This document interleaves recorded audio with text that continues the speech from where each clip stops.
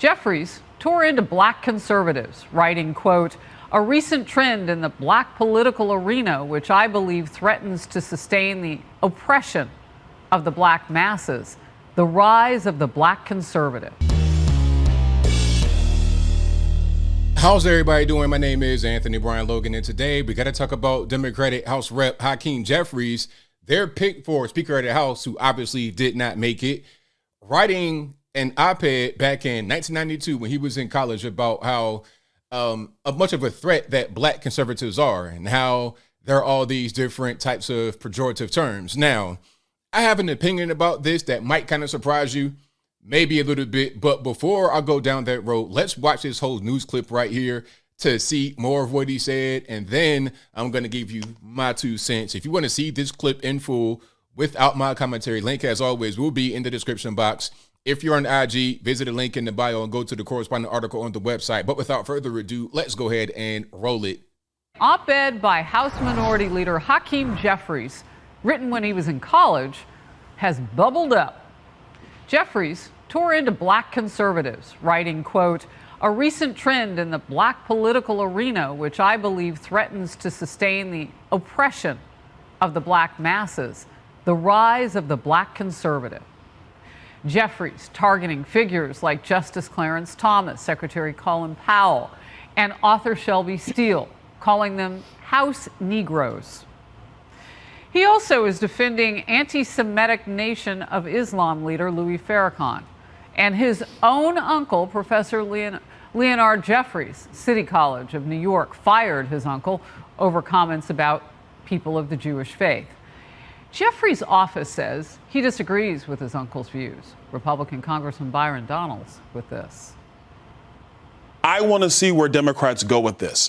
Where's the media? Where's CNN? Where's MSNBC? Are they going to, in the press conferences, ask Hakeem Jeffries day after day after day? Or are they going to let him give out his comment through his staff, by the way, and then just let them move on to the next subject? Because if this was Kevin McCarthy, if this was Paul Ryan, if this was John Boehner, it would be never-ending saga about why is such a person leading one of the prominent parties in America. Well, they have to talk about something for hours on those other networks. Okay, so there's more to that clip, but that is the general gist of it. You have Hakeem Jeffries writing this op-ed in 1992, 31 years ago when he was in college. Now, I got to defend him a little bit here, but I also have to not defend him, and I got to attack the media. First things first, the defense for Hakeem Jeffries.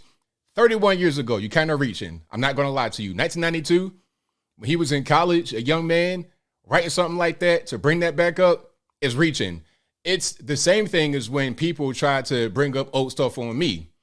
Okay, I've been on Twitter since 2008, 2009. Now, if you bring up a tweet from 2011 and you say, hey, ABL, you talk about all this stuff about being conservative about everybody, you hate racism. Well, what's this? Yeah, from 2011, when I was in my mid to late 20s, you could find something that's racist or offensive that I said, sure.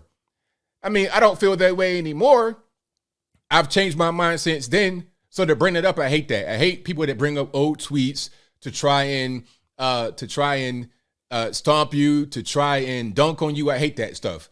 I really do.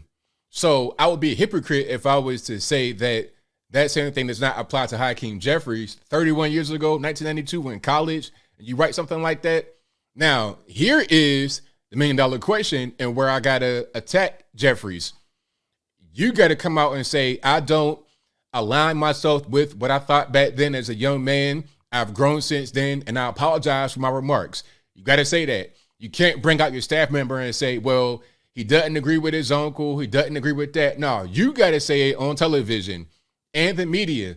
Like Byron Donalds just said, if this was anybody on the right, I don't care if they're black, white, Puerto Rican, Kenyan stripe, anybody on the right, they would not be able to just say through a staff member that he doesn't feel that way anymore and move on. No, they would ask him every single day, look at this tweet. Look at what you did. Look at what you said.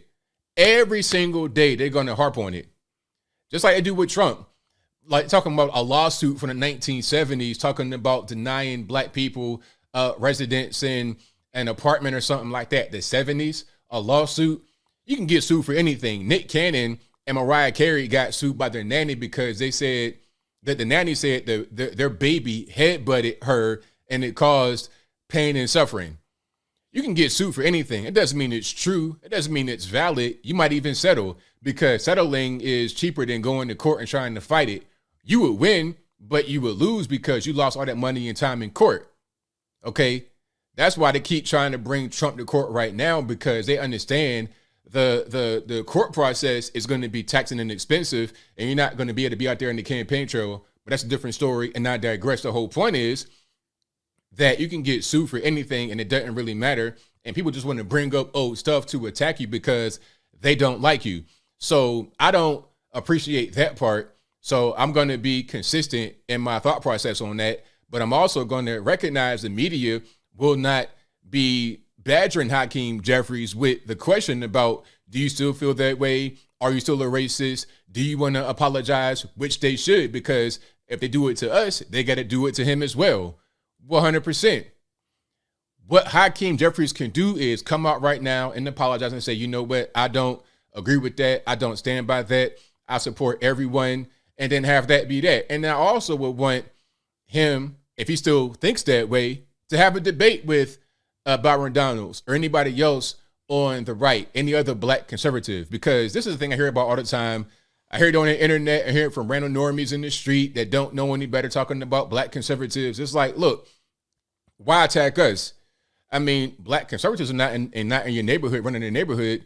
A lot of these black areas that are not doing very well are run by Democrats. So how is it a conservative's fault that your area is not doing very well? Okay, you got gang wars happening right now in Chicago, New York, Los Angeles, etc. Is that a conservative's fault? Is it a black conservative's fault? It's probably a white liberal mayor you got in that thing running the city, or a black liberal mayor. Ain't no difference. Okay, so let's talk about that part if you want to really get into it, Hakeem Jeffries. But at the end of the day, as I close, I don't like people bringing up old stuff to try and dunk on you. I don't like that. Also, I don't like the hypocritical nature of the media, and also the racial politics that go on, because if it was a white person saying something like that about a black conservative, if it was a white conservative saying that about black conservatives or black liberals or any black person racist, that'd be it. It wouldn't be anything else. That'd just be what it is. If it was a black conservative saying about if anybody on the right say anything like that, racially charged or motivated, it doesn't matter if they're a black, white, Puerto Rican, candy stripe, they'll be constantly attacked for it. You see what's happening right now with Clarence Thomas talking about, oh, well, he had a sugar daddy, all kind of stuff. They're going to attack you for being on the right. So I don't like that from the media. I also don't like bringing up old stuff. But the best way to resolve all of this is for him, Jeffries, to come on out and say, I don't agree with that. I apologize for that. I was young and dumb. I've been able to move on. Yes, I'm a Democrat. Yes, I'm on the left, but I want to be able to have bipartisan relations with my colleagues in the House and everybody else in the country and the world. He should say that. And if he doesn't say that, then it makes sense to harp on that thing from 31 years ago, because he still feels that same way right now today. But I think I'll leave that right there for now. And what say you? How do you feel about what Hakeem Jeffries said? Is it right to bring up an old thing like that? Is it not right to bring up an old thing like that? Should he apologize? Should he not apologize? Whatever your thoughts are, let me know in the comments below. You guys know where I'm at. I don't like bringing up old stuff, but if you still feel that way and you've not apologized for it, then maybe it's legitimate. And again, if it was us on the other side, if the shoe was on the other foot, you reverse the parties and the races and everything else, it'd be a big uproar. It'd be a media circus. It's not, because we know how biased the mainstream media is. But whatever your thoughts are, please let me know in the comments below. And that's all I got to say for this video. If you like what you heard, please comment, rate, share, and subscribe. Peace.